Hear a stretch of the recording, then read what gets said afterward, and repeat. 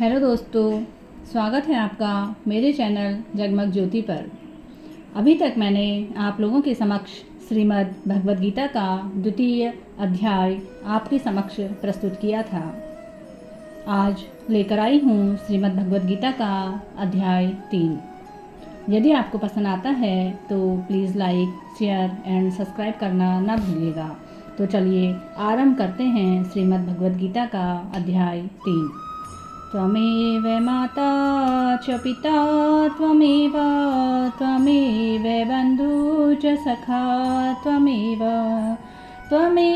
विद्या द्रविणं त्वमेव सर्वं मम देवदेव। न कर्मणारम्भमनष्कर्मणे पुरुषोऽश्रुतेन च संन्यसनादेवं सिद्धि संगच्छति। मनुष्य न तो कर्मों का आरंभ किए बिना निष्कर्मता को यानी योग निष्ठा को प्राप्त होता है और न कर्मों के केवल त्याग मात्र से सिद्धि यानी सांख्य निष्ठा को ही प्राप्त होता है। न ही कश्चित् मण्यपि जातु दृष्टकर्मं कृतं कार्यते विष्कर्म सर्वं प्रकृति अर्जुगुणे। निसंदेह कोई भी मनुष्य किसी भी काल में क्षण मात्र में बिना कर्म किए नहीं रहता, क्योंकि सारा मनुष्य समुदाय प्रकृति जनित गुणों द्वारा परवश हुआ कर्म करने के लिए बाध्य किया जाता है। कर्मण्येन्द्रियाणि संयम नास्ते मनसा स्मरण इंद्रियार्थमूढ़ात्मा मिथ्याचार स उच्यते। जो मूढ़ बुद्धि मनुष्य समस्त इंद्रियों को हठपूर्वक ऊपर से रोककर मन से उन इंद्रियों के विषयों का चिंतन करता रहता है, वह मिथ्याचारी कहा जाता है। किंतु हे अर्जुन, जो पुरुष मन से इंद्रियों को वश में करके अनासक्त हुआ समस्त इंद्रियों द्वारा कर्म योग का आचरण करता है, वही मनुष्य श्रेष्ठ है। नियतं कुरु कर्म त्वं कर्म जायो कर्मणः शरीर यात्रापि च तेन प्रसिद्धं कर्मणः। तू शास्त्र विहित कर्तव्य कर्म कर, क्योंकि कर्म न करने की अपेक्षा कर्म करना श्रेष्ठ है तथा कर्म न करने से तेरा शरीर निर्वाह भी नहीं सिद्ध होगा। यज्ञार्था कर्मण्यन्यत्रं लोकोऽयं कर्मबन्धनः तदर्थं कर्म कौन्तेय मुक्त संयम समाचर। यज्ञ के निमित्त किए जाने वाले कर्मों से अतिरिक्त दूसरे कर्मों में लगा हुआ ही यह मनुष्य समुदाय कर्मों से बंधता है। इसलिए हे अर्जुन, तू आसक्ति से रहित होकर उस यज्ञ के निमित्त ही भलीभांति कर्तव्य कर्म कर। सहयज्ञा प्रजा सृष्टा पुरुवाचो प्रजापति अनेन प्रस्विष्यमेष्वस्ति कर्म दुःख। प्रजापति ब्रह्मा ने कल्प के आदि में यज्ञ सहित प्रजाओं को रचकर उनसे कहा कि तुम लोग इस यज्ञ के द्वारा वृद्धि को प्राप्त हो और यह यज्ञ तुम लोगों को इच्छित भोग प्रदान करने वाला हो। देवान् भाव्यव्यतायेन ते देवा भावयन्तु परस्परं भावयन्त श्रेयो परमास्वथ। तुम लोग इस यज्ञ के द्वारा देवताओं को उन्नत करो और वे देवता तुम लोगों को उन्नत करें। इस प्रकार निस्वार्थ भाव से एक दूसरे को उन्नत करते हुए परम कल्याण को प्राप्त हो। इष्ठान भोगानि वो देवा दास्यन्ते यज्ञ भविता तैज्ञार्थं पदार्थेभ्यो किन्तु स्तेनैव स। यज्ञ के द्वारा बढ़ाए हुए देवता तुम लोगों को बिना मांगे ही इच्छित भोग निश्चय ही देते रहेंगे। इस प्रकार उन देवताओं के द्वारा दिए हुए भोगों को जो पुरुष उनको बिना दिए स्वयं भोगता है वह कायर ही है। यज्ञ शिष्टाशिनो संतो मुच्यन्ते सर्वकिल्लषिभ्यो भुज्यन्ते त्वेगं पापाये पश्चान्तं कारणात्। यज्ञ से बचे हुए अन्न को खाने वाले श्रेष्ठ पुरुष सभी पापों से मुक्त हो जाते हैं। अन्नादवन्ति भूतानि पर्जन्यन्न संभव यज्ञादवति पर्जन्यो यज्ञ कर्म समुद्रव। कर्मं ब्रह्मोदरं विधि ब्रह्म राक्षस समुद्रवं तस्मात् सर्वगतं ब्रह्मं नित्यं यज्ञे प्रतिष्ठम्। संपूर्ण प्राणी अन्न से उत्पन्न होते हैं, अन्न से उनकी वृष्टि होती है, वृष्टि यज्ञ से होती है और यज्ञ विहित कर्मों से उत्पन्न होने वाला है। कर्म समुदाय को वेद से उत्पन्न और वेद को अविनाशी परमात्मा से उत्पन्न हुआ जानो।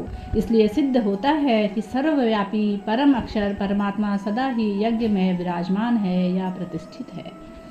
एवं प्रवर्तितं चक्रं नानिवर्त्यं अघ्यायुन्द्रण्यं रामो मोघं पार्थ सजीवति। हे पार्थ, जो पुरुष इस लोक में इस प्रकार परंपरा से प्रचलित सृष्टि चक्र के अनुकूल नहीं बरतता अर्थात अपने कर्तव्य का पालन नहीं करता है, वह इंद्रियों के द्वारा भोगों में रमण करने वाला पापायु पुरुष व्यर्थ ही जीता है। यतिस्त्वा रमित्येव साध्यां च मानव आत्मान च संतुष्टं कार्य न विद्यते। मनुष्य आत्मा में ही रमण करने वाला और आत्मा में ही तृप्त तथा आत्मा में ही संतुष्ट है, इसके लिए कोई कर्तव्य नहीं है। नैतस्यं कृतेनार्थो न कृत्यन्यं कश्चन न चास्य सर्वभूतेषु कदिश्चाद्यन्पास्यः। उस महापुरुष का इस विश्व में ना तो कर्म करने से कोई प्रयोजन रहता है और ना ही कर्मों का ना करने से ही कोई प्रयोजन रहता है, तथा संपूर्ण प्राणियों में भी इसका किंचित मात्र भी स्वार्थ का संबंध नहीं रहता है। तस्माद् सक्त सततं कार्य कर्म समाचरो असक्तो हाच कर्मं प्राप्नोति पुरुषः। इसलिए तू निरंतर आसक्ति से रहित होकर सदा कर्तव्य को भली भांति करता रहे, क्योंकि आसक्ति से रहित होकर कर्म करता हुआ मनुष्य परमात्मा को प्राप्त होता है। कर्मण्यभि संसदि मा स्थिता जनकादय लोक संग्रम एवापि संपश्यन्तं कर्तुं महर्षि। जनकादि ज्ञानी जन भी आसक्ति रहित कर्म द्वारा ही परम सिद्धि को प्राप्त हुए थे। इसलिए लोक संग्रह को देखते हुए तू कर्म करने को ही योग्य है, अर्थात कर्म करना ही उचित है। यद्याचरति श्रेष्ठं नित्यं देवोत्तर जन स यत्य प्रमाणं कुरुते लोकस्तंदु वर्तते। श्रेष्ठ पुरुष जो आचरण करता है, अन्य पुरुष भी वैसा ही आचरण करते हैं। वह जो कुछ प्रमाण कर देता है, समस्त मनुष्य समुदाय उसी के अनुसार बरतने लग जाता है। न मे पार्थास्ति कर्तव्यं त्रिषु लोकेषु किंचन नानं वाच्यं वात्यं वर्तम एव च कर्मणि। हे मनुष्य, मुझे इन तीनों लोकों में ना तो कुछ कर्तव्य है और ना ही प्राप्त करने योग्य वस्तु अप्राप्त है। यदि हायं न वर्तेयं जानु कर्मण्यं तन्द्रितमं वर्तं निवर्तते मनुष्यः पार्थ सर्वशः। क्योंकि हे पार्थ, यदि कदाचित मैं सावधान होकर कर्मों में न बरतूं तो कोई बड़ी हानि हो जाए, क्योंकि मनुष्य सब प्रकार से मेरे ही मार्ग का अनुसरण करते हैं। उदिस्तेर्मे लोका न कुर्या कर्म चेदहं चकरस्यं च कर्ता स्म्यामं पन्याम्यं प्रज्ञः। इसलिए यदि मैं कर्म ना करूं तो ये सब मनुष्य संकरकता करने वाला हूँ, तो इस प्रकार प्रजा को नष्ट करने वाला ना बनूं। सक्ता कर्मण्यं विद्यांसो यथा कुर्वन्ति भारत कुर्यादिदस्तं सक्ता कृम्लोसो कंसंग्रहम्। हे भारत, कर्म में आसक्त हुए अज्ञानी जन जिस प्रकार कर्म करते हैं, आसक्ति रहित विद्वान भी लोक संग्रह करना चाहता हुआ उसी प्रकार से कर्म करें। न बुद्धिभेदं जन्येद ज्ञानं कर्म संगिनां जैसो यस्तु कर्माणि विद्यान्युक्तं समाचरन्। परमात्मा के स्वरूप में अटल स्थित हुए ज्ञानी पुरुष को चाहिए कि वह शास्त्र विहित कर्मों में आसक्ति वाले अज्ञानियों की बुद्धि में भ्रम अर्थात कर्मों में अश्रद्धा उत्पन्न न करे, किंतु स्वयं शास्त्र विहित समस्त कर्म भलीभांति करता हुआ उनसे भी वैसा ही कर्तव्य करवाए। प्रकृते क्रियमाणानि गुणे कर्माणि सर्वशः अहंकार विमूढ़ात्मा कर्तां ह्यन्ति मन्यन्ते। वास्तव में संपूर्ण कर्म सब प्रकार से प्रकृति के गुणों द्वारा किए जाते हैं। तत्त्ववितु महाभावो गुणकर्मभिज्ञायो गुणागुणेषु वर्तन्त इति मत्वा स सज्जते। परंतु हे महाभावो, गुण विभाग और कर्म विभाग के तत्व को जानने वाला ज्ञान योगी संपूर्ण गुण एवं गुण में बरत रहे ऐसा समझकर उनमें आसक्त नहीं होता। प्रकृति गुण सम्मूढ़ा सज्जन्ते गुण कर्मसु तान कृसंद विदो मंदा कृतम स्नविम विचार्येत। प्रकृति के गुणों से अत्यंत मोहित हुए मनुष्य गुणों और कर्मों में आसक्त रहते हैं। उन पूर्णतया न समझने वाले मंद बुद्धि ज्ञानियों को पूर्णतया जानने वाला ज्ञानी विचलित न करे।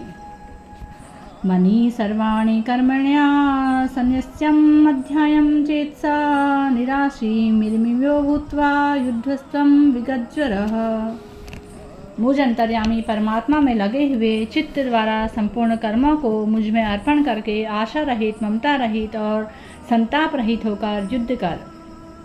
ये मे मदमिदं नित्यम् अनुष्ठन्ति मानवः श्रद्धावन्तो श्रियन्तो मुच्यन्ते ते अपि कर्मभिः। जो मनुष्य दृष्टि दोष से रहित और श्रद्धा युक्त होकर मेरे इस मत का सदा अनुसरण करते हैं, वे भी संपूर्ण कर्मों से छूट जाते हैं। ये त्वेतदभ्यं श्रूयन्तो नानुष्ठन्ति ते मतं सर्वज्ञानामिमानस्तं विधि नष्टां चेत्सः सदृशं चेष्टते सर्वस्य प्रकृते ज्ञानमपि प्रकृति यान्ति भूतानि निग्रहं किं करिष्यति। इन्द्रियस्थ्यं मिथ्यार्थे रागदोष व्यवस्थितो त्योवश्मार्गच्छुद् हास्यं परिपन्थनि। इंद्रिय के अर्थ में अर्थात प्रकृति इंद्रिय के विषय में राग और द्वेष छिपे हुए स्थित हैं। मनुष्य को उन दोनों के वश में नहीं होना चाहिए, क्योंकि वे दोनों ही इसके कल्याण मार्ग में विघ्न करने वाले महान शत्रु हैं। श्रेया स्वधर्मो विगुण परधर्मा स्वस्तित्वात् स्वधर्म निर्धनम श्रेयो परो धर्मो भयावह। अच्छी प्रकार आचरण में लाए हुए दूसरों के धर्म से गुण रहित भी अपना धर्म अति उत्तम है। अथ केन प्रयुक्तम पापचरित पुरुष अनिश्चन्नपि वाष्णेय बलदेवा नियोजित। अर्जुन बोले, हे कृष्ण, तो फिर यह मनुष्य स्वयं न चाहता हुआ भी बलात् लगाए हुए की भांति किससे प्रेरित होकर पाप का आचरण करता है।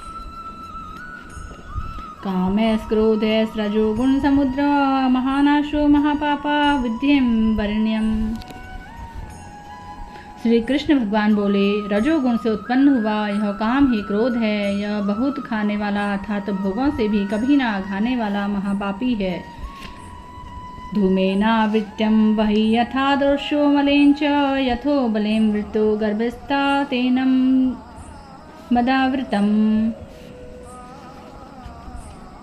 आवृत्तं ज्ञानमैतेन ज्ञानिनो नित्यवैरिणा कामरूपेण कौन्तेय दुष्प्रेरणालनेन च इन्द्रियाणि मनोबुद्धिश्च स्थितामुच्यन्ते एते विमुर्योस्तं येषं ज्ञानम् आवृत्तं देहिनम्।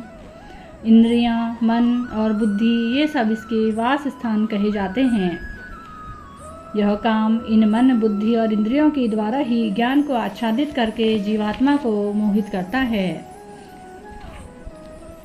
तस्मात्मिन्द्रियाणां यादो नियन्तं भर्त्स पापान् प्रजन्य विहोनं ज्ञानाविज्ञाननाशकम्।